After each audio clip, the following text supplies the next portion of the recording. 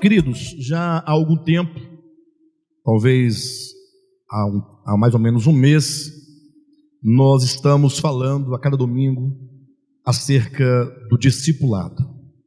Se os irmãos retomarem as mensagens anteriores, os irmãos verão que nós estamos insistindo, como que uma tônica, como que numa insistência, falando acerca da necessidade urgente que os cristãos possuem de compreenderem acerca do chamamento, compreenderem acerca da nossa vocação, compreenderem que a vida cristã não pode ser vista, entendida como mera religiosidade.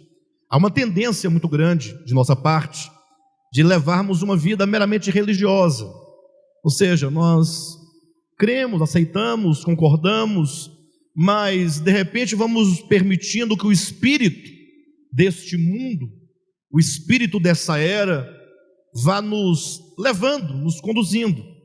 Nós vamos nos permitindo um esfriamento e vamos nos esquecendo que servir ao Senhor é muito mais do que simplesmente um dia tê-lo aceitado, termos se batizado e passado a frequentar um grupo de pessoas, uma comunidade religiosa. Servir ao Senhor é uma questão do discipulado. E hoje, portanto, eu quero insistir um pouco mais, avançando um pouco mais no entendimento, olhando por outras perspectivas acerca do discipulado.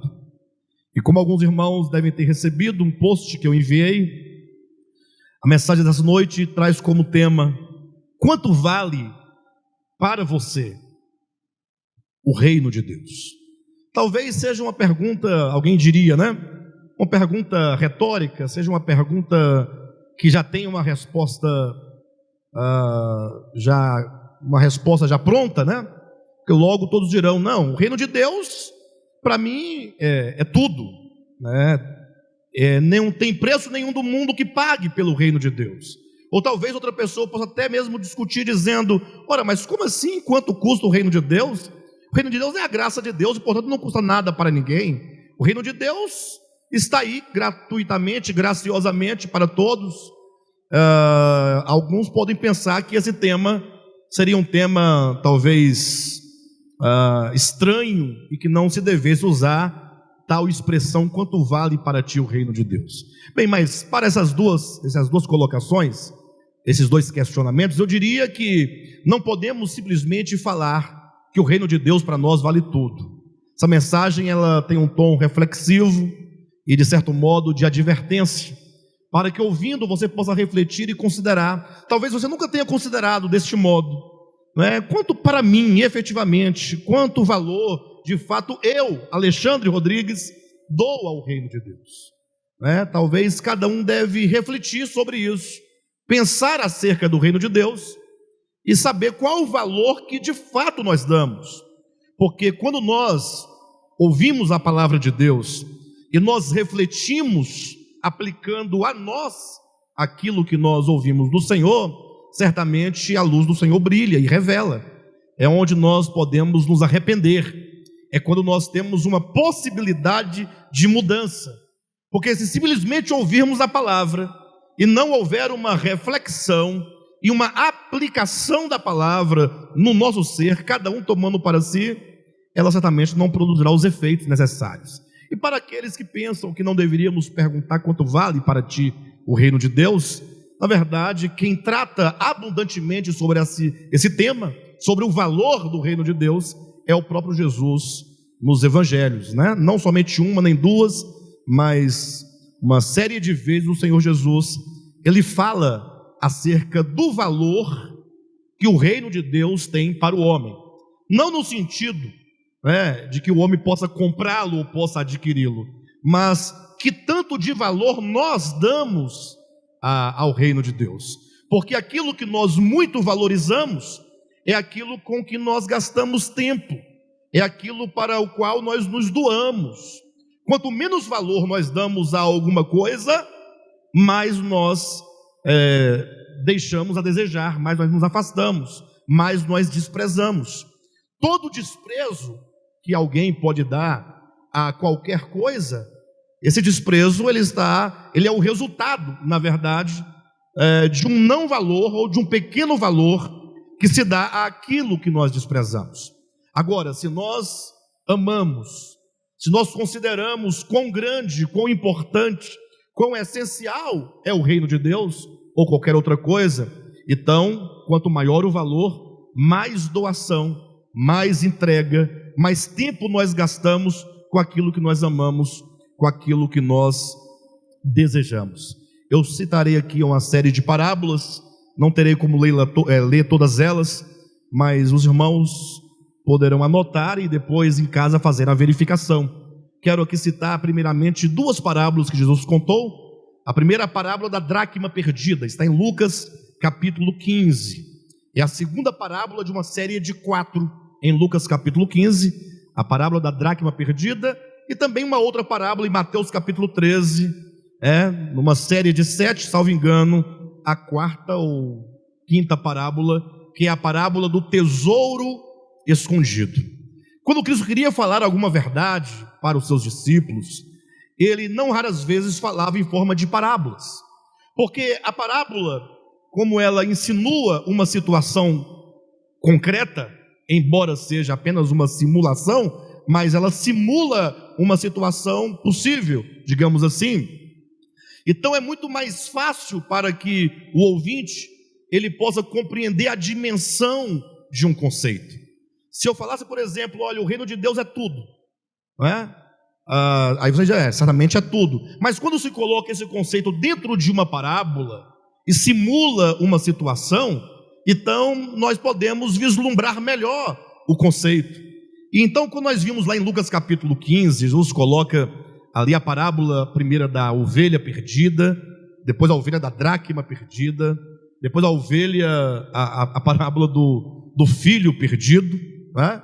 São 3 parábolas sequenciais em que Jesus trata acerca do homem em relação à sua queda. Ou seja, quando Deus criou o homem, Deus o criou e soprou nele, no homem, o seu espírito.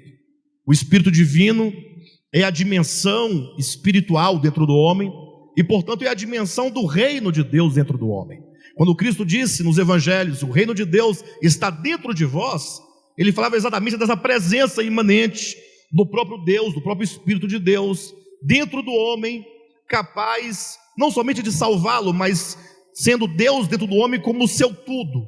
O grande problema é que a queda do homem o privou não somente de conhecer esse reino, mas o privou de desfrutar desse reino, o privou de todas as benesses divinas presentes no seu espírito humano. E então, por causa do pecado, o homem se afastou de Deus, o homem se perdeu de Deus. A parábola da ovelha perdida, Lucas 15, fala desse homem que se perdeu, esse homem que talvez sem muita consciência do que acontecia com ele, como é o caso da ovelha, ela se perdeu do pastor, se perdeu das outras ovelhas e se tornou um ser perdido. A segunda parábola, que continua na mesma temática da queda do homem, fala então de uma dracma perdida e, portanto, fala de um valor perdido.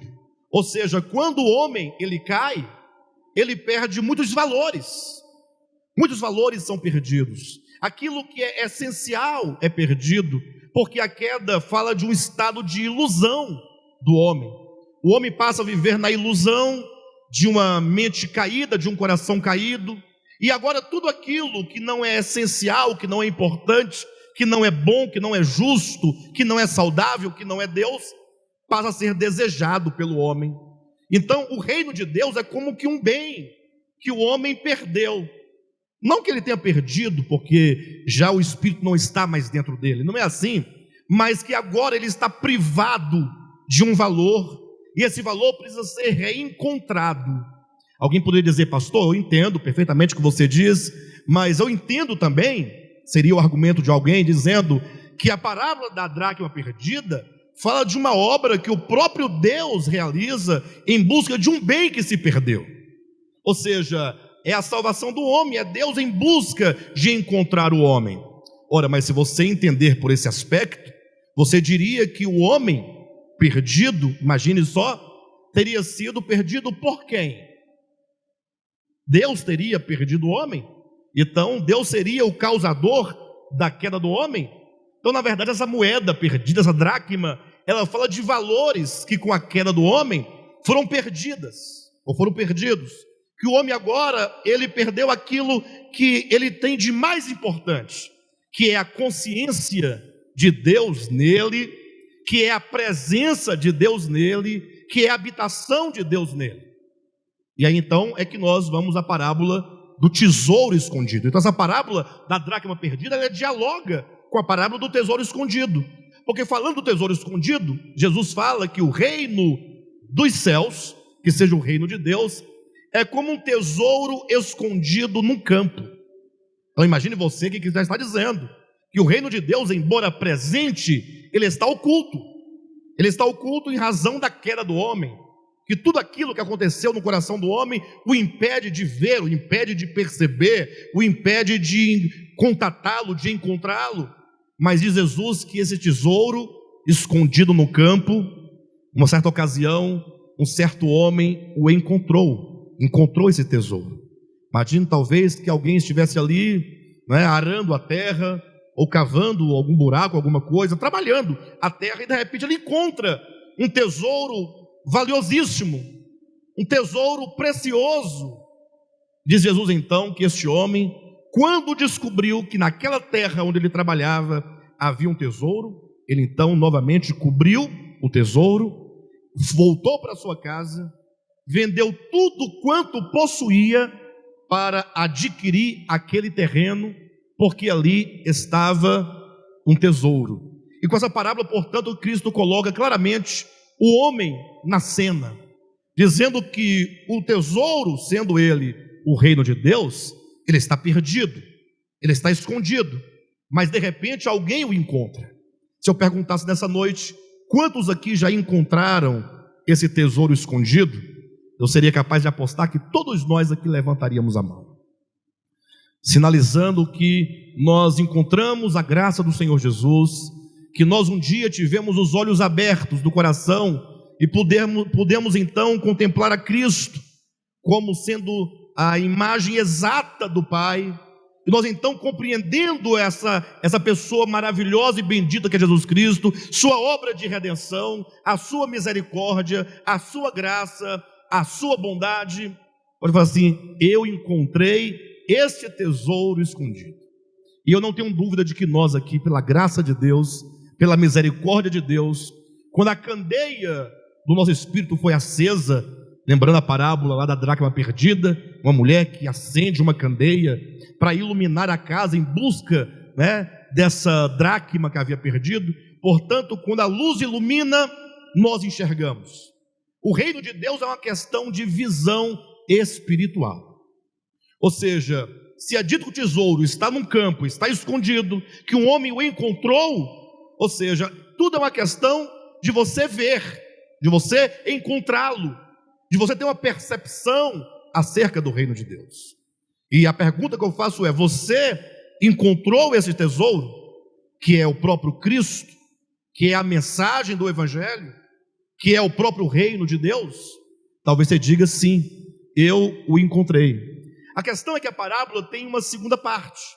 Ela fala que não somente o homem encontrou, mas o homem então, indo para casa, diz que ele juntou todos os seus bens.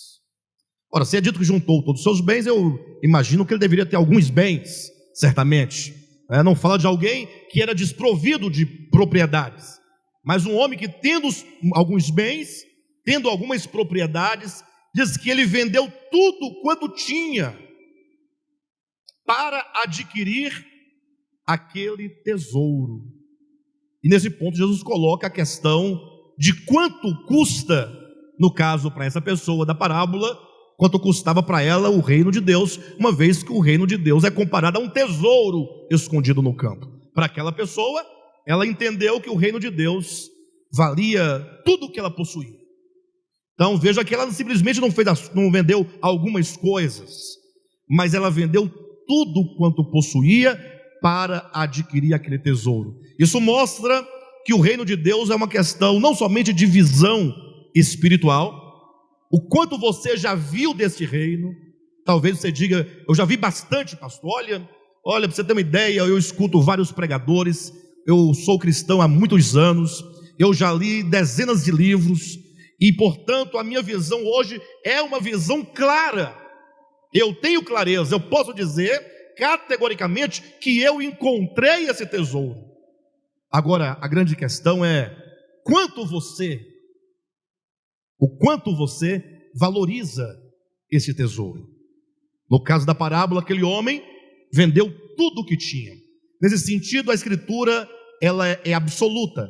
Ela diz que o reino de Deus, por ser algo tão essencial, tão grande, o homem, ao adquirir aquele tesouro, ele deveria abrir mão de tudo. Ou seja, a vontade de Deus em relação ao seu reino é uma vontade absoluta.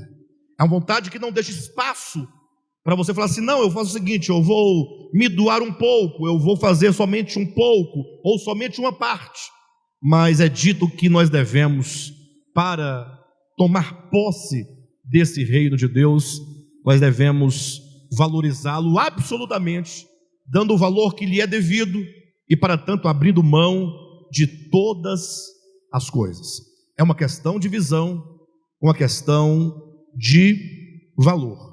Quando falamos de valor, na parábola fica fácil, porque é dito que o homem encontrou, porque como trata aqui de símbolos, de figuras, ele encontrou um terreno que tinha um tesouro, então ele vendeu talvez uma casa, vendeu uma fazenda, vendeu o que mais?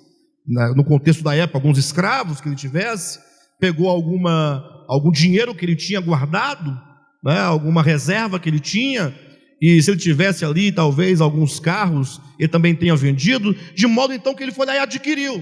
Dentro do âmbito da parábola fica tudo muito fácil de se entender. A questão é quando nós então saímos do âmbito da parábola para trazer esse ensinamento para as nossas vidas, né? Será que o Senhor estaria dizendo que você deve hoje chegar à sua casa, vender a sua casa que você comprou, o seu apartamento, vender o seu carro, pegar a sua reserva no banco, tudinho, e dar para alguém, a uma instituição filantrópica, religiosa? Qual é o ensinamento prático de Cristo para as nossas vidas?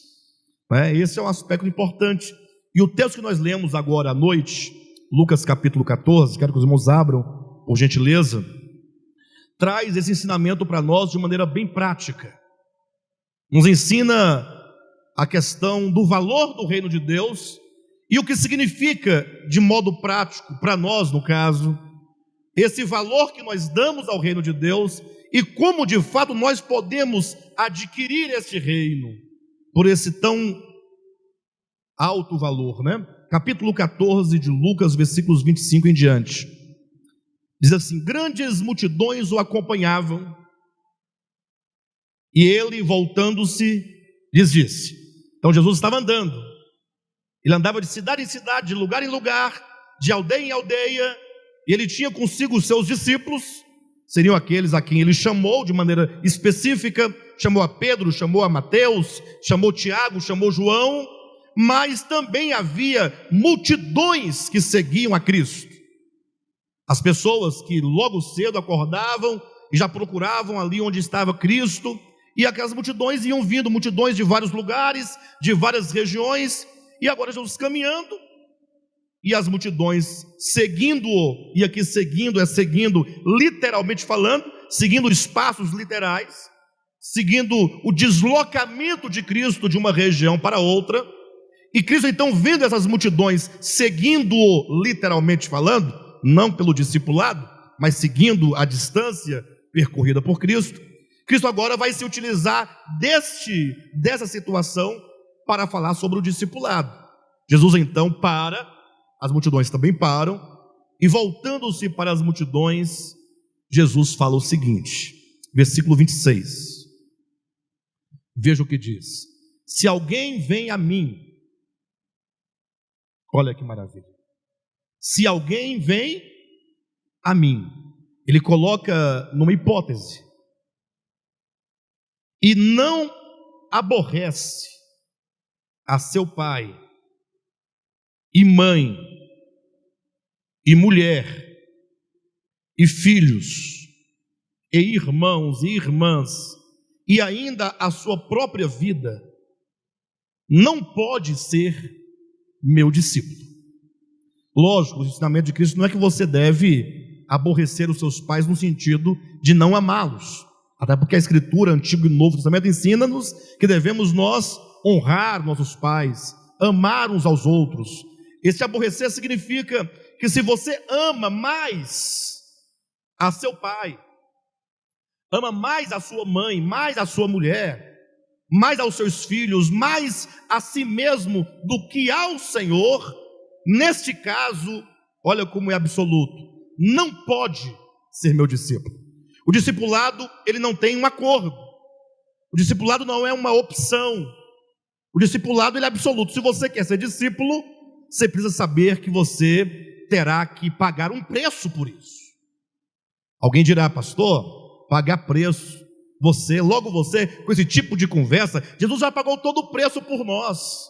Cuidado, queridos, com a mensagem e como você tem entendido a mensagem do Evangelho. Porque o que Cristo está colocando aqui, de fato, está para aquele que diz segui-lo. Se alguém vem a mim, ora, você foi ao Senhor, eu fui ao Senhor, e agora ele diz para esses que foram a ele, olha, se você quiser ser meu discípulo, você terá que ter uma decisão total por mim, uma decisão absoluta por mim, de modo que eu serei a centralidade em toda a sua vida. É aquilo que Cristo disse em outro lugar, buscai, pois, em primeiro lugar o reino de Deus. Reino de Deus em primeiríssimo lugar, acima de todas as coisas, a despeito de qualquer coisa.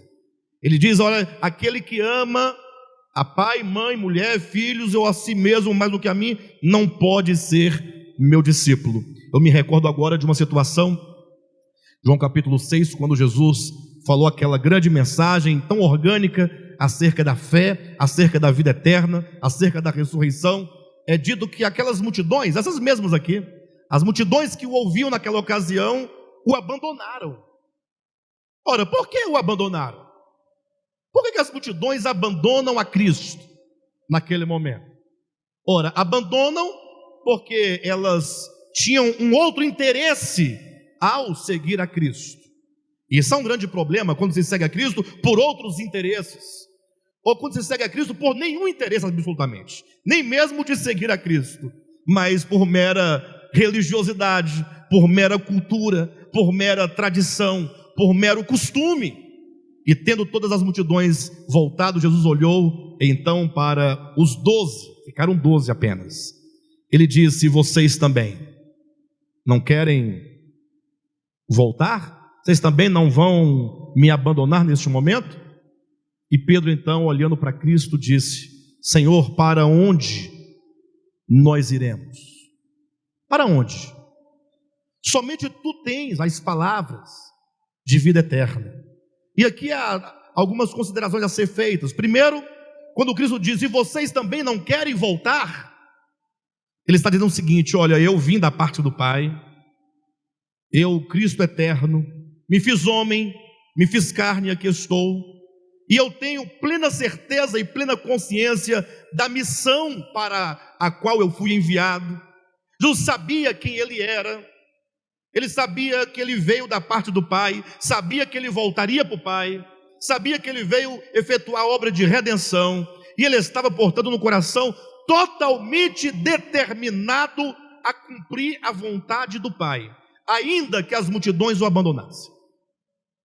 E ainda que os 12 o abandonassem, quando ele diz, vocês também não querem voltar, ele quer dizer, eu continuarei a minha missão, com a multidão, sem a multidão, com vocês ou sem vocês. Ele tinha essa certeza, essa convicção.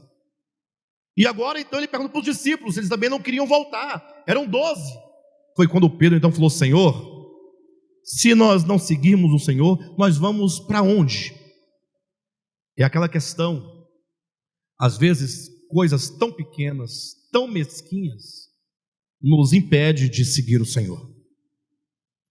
Muitas vezes coisas tão pequenas, tão sem valor, nos tiram do Senhor, nos privam do Senhor. Não raras vezes nós abandonamos, como abandonou a multidão, abandonou a Cristo. Eu pergunto para você, se a sua família, que seja o seu esposo, ou a sua esposa, ou que sejam os seus filhos, ou talvez os seus pais, ou os seus amigos, que você tem aqui dentro dessa comunidade, se eles abandonarem, ou abandonassem o Senhor, você ainda assim continuaria? É uma pergunta a ser feita.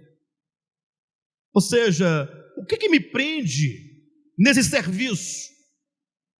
Porque quando nós falamos de reino de Deus, não podemos ser como alguns, e tem algumas pessoas que têm até uma certa visão acerca da graça, acerca do reino de Deus. O problema é que eles têm uma visão assim tão rarefeita, que eles não conseguem ver nada de concreto. Não, eu conheço a Deus, eu conheço a graça de Deus, a misericórdia de Deus e a salvação de Deus, mas não conseguem concretizar ou materializar ou tornar tangível esse reino nas relações. Igreja, comunidade, reunir, é uma expressão do reino de Deus. Não é uma questão de capricho. Eu sei que tem muitos líderes religiosos que fazem da comunidade um meio de vida, um meio de enriquecimento, de construção de patrimônios. Eu sei disso, mas estamos falando não dessas coisas dos dias atuais, mas da essência que a Escritura nos coloca diante de nós. Poderíamos dizer que Cristo é a expressão do Pai, do modo como o corpo místico de Cristo é a expressão de Cristo, que é o cabeça. E as igrejas locais é uma expressão desse corpo místico de Cristo. Ou seja, Deus que se reflete no Filho, a sua expressão, que é o corpo, que é o cabeça da igreja, o seu corpo místico, mas essa igreja mística, essa igreja imaterial, que não se pode contatar, porque está espalhada no tempo e no espaço, ela tem uma expressão prática enquanto igrejas locais. Leia Atos dos Apóstolos, vocês verão como que os apóstolos iam de cidade em cidade, estabelecendo as comunidades, como que as comunidades que ali eram geradas, elas se reuniam semanalmente para orar, para ler a palavra, para serem instruídos, para serem edificados, para funcionarem como membros. Mas de repente, você está aqui por qualquer motivo, talvez qualquer coisa te priva de uma experiência concreta com a igreja. Quantas vezes isso não acontece? Imagine vocês, eu falava aqui na quarta-feira, salvo engano, irmãos, domingo nós teremos, o Brasil, né? Haverá a final da Copa América, eu dizia. Até disse que o Brasil iria jogar com o Chile, contra o Chile, né? Mas eu estava falando aqui e o jogo estava acontecendo, ocorreu que o Brasil pegou, foi o Peru, né? Pegou o Peru nessa final. Eu dizia, temos que tomar muito cuidado. Tomar cuidado para nós não desprezarmos o reunir-se com a igreja em detrimento, ou melhor, nós desprezarmos o congregar em função de um jogo de futebol. Na verdade, o jogo de futebol não é pecado. Não é pecado você assistir a um jogo, você torcer pela seleção do seu país. Não há nada de pecado nisso. O pecado está quando nós temos que escolher entre uma coisa e outra. E eu vou ser honesto para você, nós sempre escolhemos aquilo que nós mais valorizamos. Ainda que com os lábios você diga, não, eu valorizo mais o congregar do que outra coisa, mas se na prática você faz o oposto, então fica prevalecendo a prática. Como já disse um certo pregador, na verdade foi G.H. Pember, né? O grande escritor do século XIX, ele falou o seguinte, século XX, ele falou o seguinte, certa ocasião, que aquilo que nós falamos com os lábios não reflete no mundo espiritual. O mundo espiritual dos anjos caídos, eles não temem aquilo que nós falamos, mas eles temem sim aquilo que nós vivemos, aquilo que nós praticamos. Quando é que alguma coisa, mesmo as coisas lícitas, mesmo as coisas boas, elas se tornam pecaminosas? Há um texto lá em 1 Coríntios, capítulo 7, salvo engano, versículo 32, 31, 32, Paulo diz que nós devemos nos utilizar deste mundo como se dele não precisássemos. Ou seja, ele diz, o mundo físico, o mundo das existências, o mundo em que nós moramos, vivemos, dos relacionamentos, das coisas, do dinheiro, do trabalho. Então, olha, nós devemos nos utilizar do mundo e das coisas deste mundo como se delas nós não precisássemos. Em outras palavras, quando é que essas coisas do mundo se tornam pecaminosas? Quando elas nos escravizam. Se o trabalho te escravizar em detrimento às coisas boas do reino de Deus, então ele se torna pecaminoso. Por isso que na Bíblia, no Antigo Testamento, tem a figura do Egito, enquanto um cativeiro, e sobretudo o cativeiro da subsistência. Como é que diziam os israelitas mesmo? Que no Egito havia cebolas, alhos, carnes, melões, não é? Falando do princípio da subsistência. Mas para tanto, para eles terem aquilo, eles tinham que trabalhar forçosamente, sob jugo, para terem garantido a comida. Então, o mesmo trabalho, ele pode se tornar pecaminoso quando ele nos escraviza. O dinheiro, quando nos escraviza. Mesmo nós falamos agora do jogo de futebol, é lícito, é até bom, é até saudável momentos de descontração, de alegria, porém, quando nos escraviza, acontece que se torna pecaminoso. É sempre bom estar reunido com família, brincar, sorrir, almoçar, mas quando essas coisas nos escravizam, no sentido de que nós deixamos as coisas boas da vida, sobretudo as coisas referentes ao reino de Deus, de lado, em detrimento à nossa vida humana secular, essas coisas então se tornam pecaminosas. Então Cristo diz assim, olha, se alguém vem a mim e ama a qualquer coisa mais do que a mim, não pode ser meu discípulo.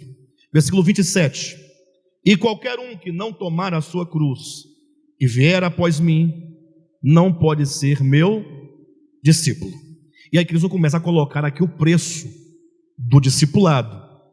Ele começa falando duas parábolas, ele diz assim, pois qual de vós, pretendendo construir uma torre, não se assenta primeiro para calcular a despesa e verificar se tem os meios para a concluir, para não suceder que, tendo lançado os alicerces e não podendo acabar, todos os que a virem zombem dele, dizendo, este homem começou a construir e não pôde acabar. Isso aqui é um conselho, uma parábola, mas é um conselho. Você vai construir uma torre, qual que é o procedimento? Você deve primeiramente fazer o orçamento. Quanto vai me custar fazer essa torre? Quanto? Aí você começa a lançar os cálculos, as bases, ali o fundamento, a mão de obra, o acabamento. Aí você fala, bem, vai custar tanto. Agora, eu tenho os meios para arcar com essa edificação? Se tem, realiza. Se não tem, não realiza. Olha o que Cristo está dizendo. Ele diz uma outra parábola, no mesmo sentido. 31. Ou qual é o rei que, indo para combater outro rei, não se assenta primeiro para calcular se com 10.000 homens poderá enfrentar o que vem contra ele com 20.000? Caso contrário, estando o outro ainda longe, envia-lhe uma embaixada pedindo condições de paz. Versículo 33. Assim, pois, todo aquele que dentre vós não renuncia a tudo quanto tem, não pode ser meu discípulo. Em outra palavra, você, quando se propõe a ser um discípulo de Cristo, você sabe exatamente o valor?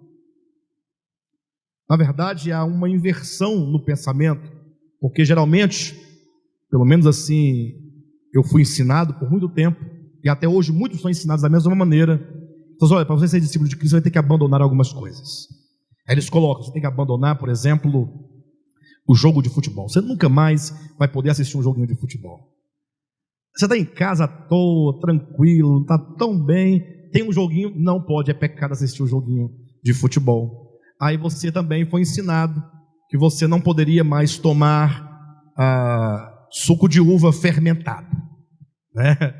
O vinhozinho fermentado não pode, mas você gostava tanto, saía com a esposa, tomava um vinho, mas não pode, proibiu, é pecado, vou ter que abandonar. Mas o outro não gostava de vinho, gostava de cervejinha gelada, não pode, tem que deixar. E aí gostava de quê? De uma festinha em família, reunir o povo, fazer um churrasco, ouvir uma música, tocar uma... Não pode, é pecado. E não pode ir para o parque de diversão, é pecado. Não pode, não é pecado. Então, aí você largou aquelas coisas e agora você está pensando assim, não, agora eu sou um discípulo de Cristo.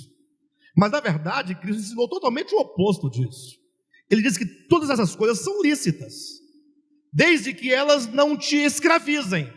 O pecado é exatamente quando você dá a algo que não é Deus o valor indevido, ou o valor devido única e exclusivamente a Deus. É quando você troca, é quando você não dá a Deus todo o valor que é devido somente a Ele.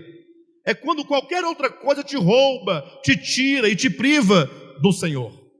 Ele diz, o discipulado é uma questão de você saber seguir o Senhor, é amá-lo, é tê-lo acima de todas as coisas. Por isso que no versículo 34, Jesus continua dizendo, o sal é certamente bom, caso porém se torne insípido, como restaurar-lhe o sabor? É a pergunta. Ou seja, se ele diz em outro lugar que nós somos o sal da terra, nós temos uma função de salgar, de temperar, uma função de preservar. Ele diz, mas esse sal, ele pode perder o sabor, ele pode perder as suas características que são essenciais, e de repente aquele que era o sal da terra se torna apenas mais um sobre a terra, perde a sua função. E a pergunta é, como restaurar o sabor? Não serve para a terra, não serve para o monturo, lançam-no fora. O Senhor está nos advertindo com respeito ao valor que nós damos ao reino de Deus, ao valor que nós damos a Cristo, ao valor que nós damos à palavra. E isso nos leva a alguns exemplos. Antigo Testamento, vamos encontrar o caso de Jacó. Jacó, alguém que nasceu com a bênção da primogenitura por promessa de Deus. O primogênito, no contexto do Antigo Testamento, era o filho que tinha o direito a algumas bênçãos especiais.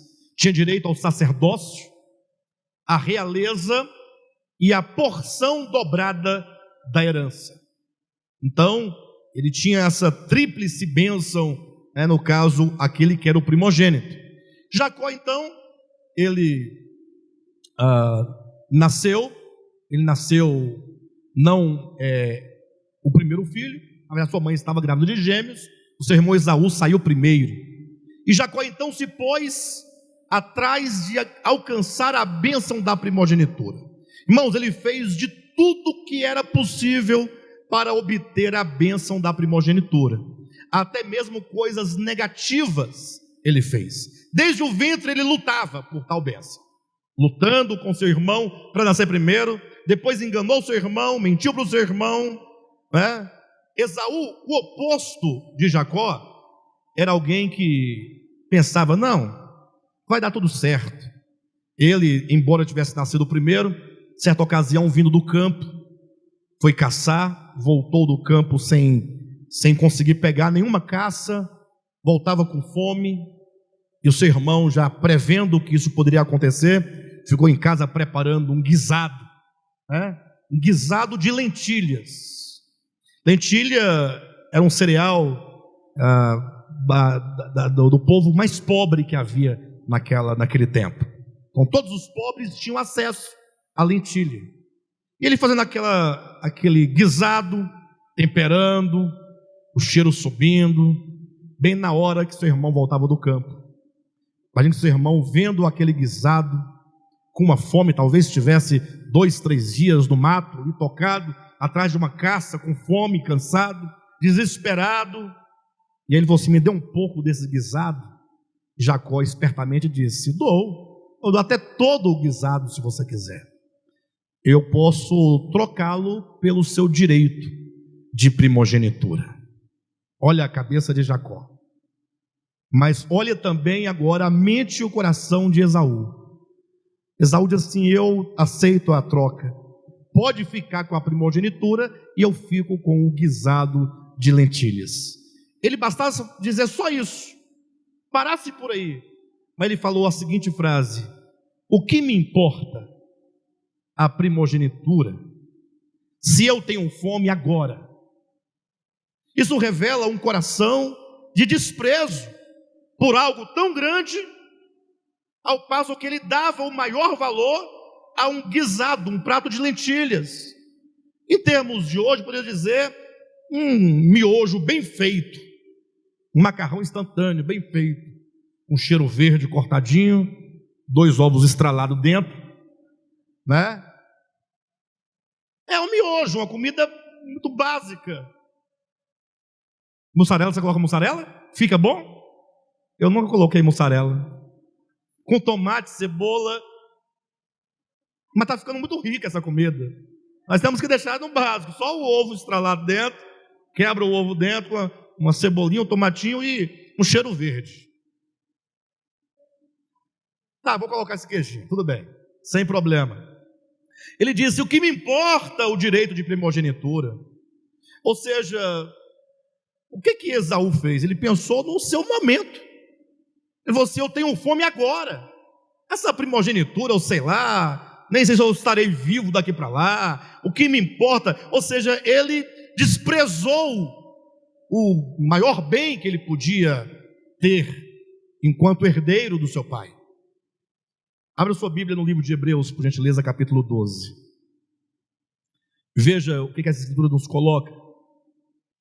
Versículo 14, 12 e 14 em diante. Segui a paz com todos e a santificação, sem a qual ninguém verá o Senhor. Versículo 15. No 15 ele explica como podemos seguir a santificação. Não é bonito? Seguir a paz com todos e a santificação. Sai do culto, que maravilha, o pastor hoje pregou que nós devemos seguir a santificação. Perseguir a santificação. Mas olha como que o escritor aos Hebreus nos ensina, explicando, atentando. Ou seja, o modo é atentando diligentemente, porque ninguém seja faltoso, separando-se da graça de Deus, nem haja alguma raiz de amargura, que brotando vos perturbe, e por meio dela muitos sejam contaminados. 16. Nem haja algum impuro ou profano, como foi Esaú, o qual por um repasto vendeu o seu direito de primogenitura. Pois sabeis também que posteriormente, querendo herdar a bênção, foi rejeitado, pois não achou lugar de arrependimento, embora com lágrimas o tivesse buscado. Trocou a primogenitura por um prato de lentilhas, comeu, saciou a sua fome, não foi capaz de aguardar por algum momento para fazer uma refeição para ele, e o tempo passou e ele se esqueceu, porque a gente sempre se esquece das coisas que nós fazemos. Quando nós não valorizamos, trocamos, logo se apaga da mente. Passou um ano, passaram-se 2 anos, 5 anos, tantos anos, e lá estava agora o momento de Esaú receber a primogenitura. Vai ele todo feliz, foi ao campo, caçou um animal, preparou o animal para o seu pai, e quando levou, o seu pai disse: não, Esaú, seu irmão já passou aqui, e já recebeu a bênção da primogenitura. Não, pai, mas eu que sou o primogênito. Pois é, mas ele já veio, ele veio na tua frente, ele veio no teu lugar, ele veio primeiro e levou a bênção. Ah, mas o Senhor também pode me abençoar, o Senhor é o pai, o Senhor tem a bênção, entrega a bênção da primogenitura agora, para o seu filho primogênito. Não, filho, não tem jeito, o seu irmão já levou a bênção da primogenitura. E agora então Esaú chora, ele chora como quem, como diz o texto, buscando lugar de arrependimento. O que isso significa? buscar lugar de arrependimento, é desejar voltar no tempo, é desejar tentar reaver o que foi perdido. Existe uma maneira de eu desfazer o que eu fiz? Tem alguma maneira de eu mudar a situação? Não, mas você já fez. Não, mas eu queria voltar lá. Se eu voltasse, se eu tivesse a oportunidade, se o Senhor me desse uma chance, eu prometo que eu não faria novamente. Mas diz o texto que mesmo com lágrimas, buscando lugar de arrependimento, não encontrou. Isso porque ele não valorizou. O mesmo texto diz, versículo 16, nem haja algo impuro ou profano, como foi Esaú. Como coloca impuro ou profano, então certamente Esaú foi profano, não valorizou a bênção espiritual em detrimento ao momento material da sua fome. O impuro deve ser uma referência a Rúben, porque Rúben, ele era o primogênito de Jacó, ele era o primeiro de Israel, e no caso das tribos de Israel, dos filhos, ele era o primeiro. E agora a Bíblia diz em 1 Coríntios, 1 Crônicas, capítulo 5, versículo 1, que ele perdeu o direito à primogenitura, porque foi impuro, subindo ao leito do seu pai. É aquela questão. A Escritura nos ensina que nós devemos amar a nossa esposa, e a esposa amar ao seu marido. Paulo ensina que cada um tenha a sua própria mulher, a sua própria esposa, para que você possa ter as suas relações, mas não raras vezes as pessoas, alguém busca uma relação fora extraconjugal, se entrega, se permite levar. Talvez, pastor, porque eu sou fraco, eu sei lá, eu caio direto, eu tenho essa fraqueza. Ora, mas tudo isso é uma questão de escolha. Tudo é uma questão de escolha. No caso, porque Rúben, ele na hora de escolher, ele preferiu a sua própria satisfação, ele perdeu o direito de primogenitura. E quanto a nós, quantas coisas na nossa vida, no nosso casamento, nos nossos relacionamentos, no nosso trabalho, quantas decisões nós tomamos, uma decisão de um coração ou impuro, ou um coração profano. Na maioria das vezes, um coração profano. Algumas vezes, coração impuro. Mas o fato é que o reino de Deus, ele requer um coração puro e absoluto por ele. Quando Jesus foi preso, lá estava Judas vendendo a Cristo por 30 moedas de prata. Foi o valor que ele avaliou. Ele achou que ele vendendo a Cristo, entregando a Cristo, teria ali agora as suas 30 moedas, ficaria tranquilo. Mas depois que ele recebeu o valor, que ele percebeu o mal que ele fez, foi que veio aquele sentimento de angústia, de tristeza, e ele chegou lá, voltou aos sacerdotes, devolveu as moedas, mas não conseguiu resolver o problema do seu coração. Ao contrário desses exemplos, nós temos Saulo de Tarso, ou o apóstolo Paulo, que quando conheceu a Cristo, o que ele fez? Tudo aquilo que para mim era lucro, isso considerei como perda, por causa da sublimidade do conhecimento de Cristo Jesus. Ele foi capaz de deixar tudo para trás. E nós estamos aqui falando já há algum tempo sobre discipulado. Estou tentando falar algo na simplicidade da vida cristã, para os irmãos entenderem qual é a nossa missão. A nossa missão. Nós fomos chamados exatamente para amarmos o Senhor, para conhecer o Senhor e sermos os primeiros a ser trabalhados por Ele.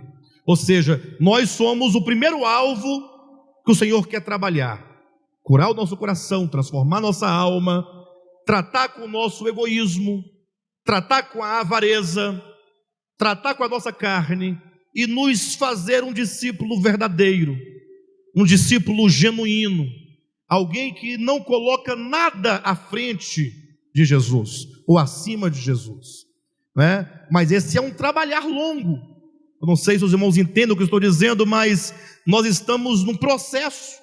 A Bíblia fala que as armas espirituais de Deus a nosso favor, elas servem para destruir as fortalezas. São muitas as fortalezas dentro do nosso ser, são muitas, de várias naturezas, e desfazer, anular os sofismas. São muitos os enganos, ou seja, nós estamos constantemente sendo alvos de muita mentira, mas não é somente a mentira no âmbito da teologia, no âmbito da religião, são as mentiras que a nossa própria mente, o nosso próprio coração cria para justificar a nossa situação. Por que será que o escritor aos Hebreus diz no capítulo 4, versículo 13 desta epístola, que a palavra de Deus é viva e eficaz? Versículo 12, né? E mais cortante que qualquer espada de dois gumes, e penetra, olha o que ele está dizendo, até o ponto de discernir, ou de separar alma e espírito junto às medulas, e é apta para discernir os pensamentos e os propósitos do coração. Ou seja, o nosso coração tem pensamentos, nosso coração tem propósitos, e não raras vezes o nosso coração nos engana, ele mente para nós. Não é sem razão que em Provérbios diz que o coração do homem é enganoso.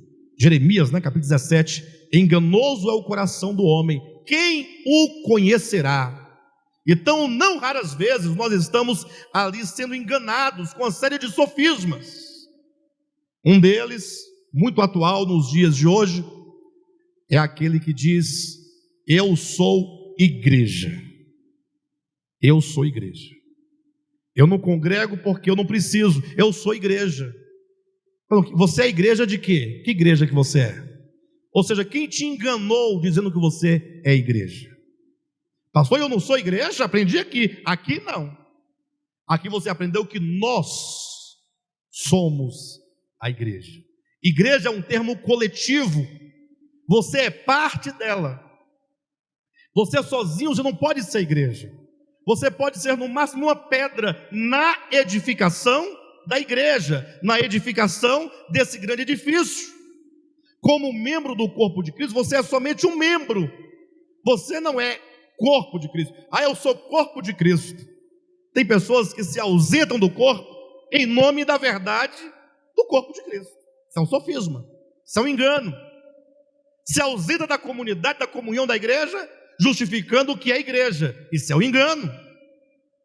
Então, a verdade está sendo usada pelo seu coração, você usando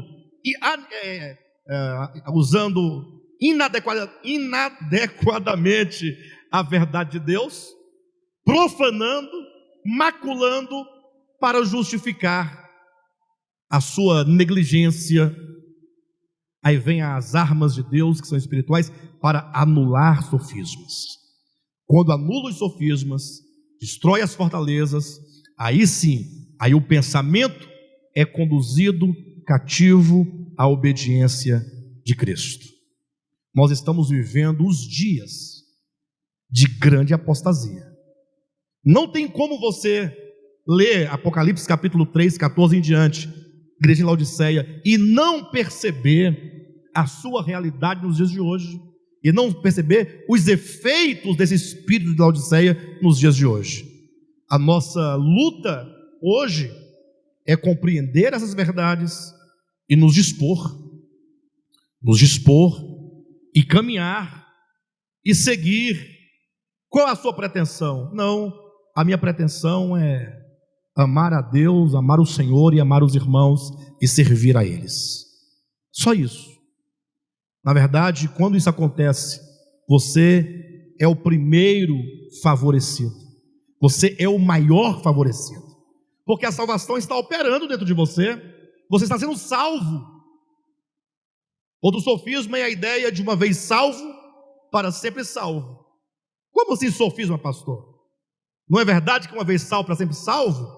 A questão é que essa ideia reformada, ela gera um espírito de negligência.